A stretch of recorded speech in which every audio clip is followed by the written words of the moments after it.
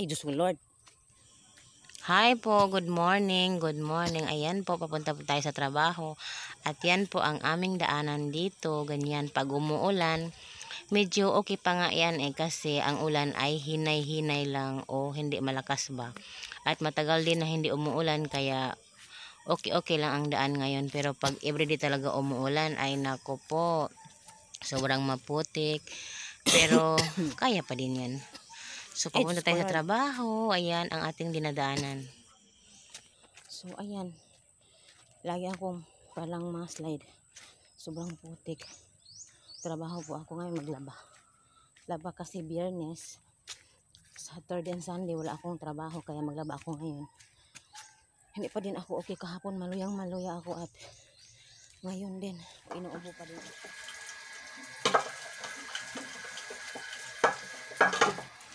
So, ayan, naglilinis-linis po ako at naghugas ng plato while yung washing machine ay nakasalang na yung mga labahan ko. So, after nyan, magbabanlaw na ako pag matapos na yon.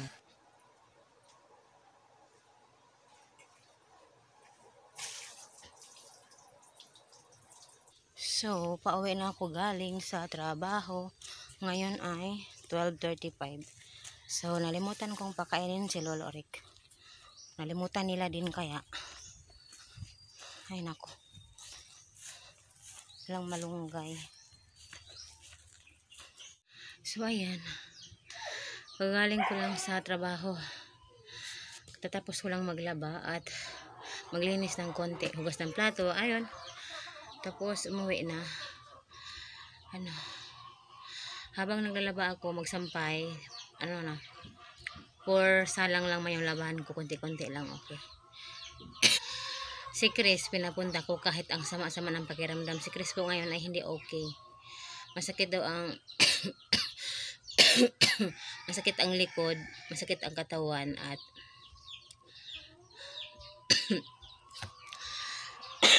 ako din ganito. Ubo.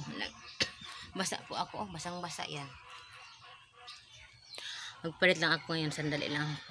Pahinga lang konti. Si Chris pag-uwi kahapon galing na masada. Masama na ang pakiramdam. Sipon na. Kagabi natulog. Kaya ng umaga. Pumangon 9 o'clock kasi sakit daw ang katawan. Masakit ang likod. Masakit ang katawan. Parang nilalagnat. Pero pinapunta ko siya sa trabaho. Pinatulong ko siya kasi nagpalpitate po ako doon. As in talaga.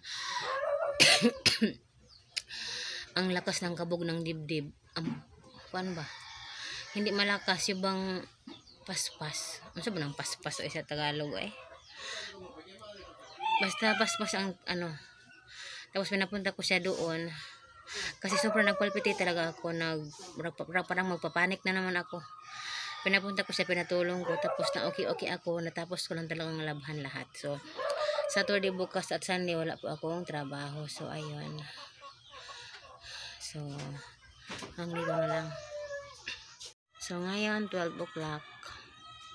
Hindi pa nakakain si Lola Rick. Kasi, walang nagpapakain. So, ngayon si Angkor Rick daw walang pagkain. Wala nga akong ligo. Pumunta. Hindi ako naligo. Walang kain si Lola Rick. Walang ibang magbibigay. Kasi si Mamang hindi man pwede. Si Chris sa magpakiramdam. Yan o. Pagdating namin, natulog agad. So, ako. Hindi ko na, mamaya na, magbibihis, basa, magpapakainin ko na. Pinakain ko na, hindi ko na binidyo, pero napipiko na ako. Pagod ako, napipiko na ako. Kasi ang daming pamilya, pero walang tulong, hindi tumutulong. Hindi ako magpa-ipokrita. Pikon talaga ako. Kasi ang daming pamangkin, hindi lang si Chris. Pero kami ang hirap na hirap.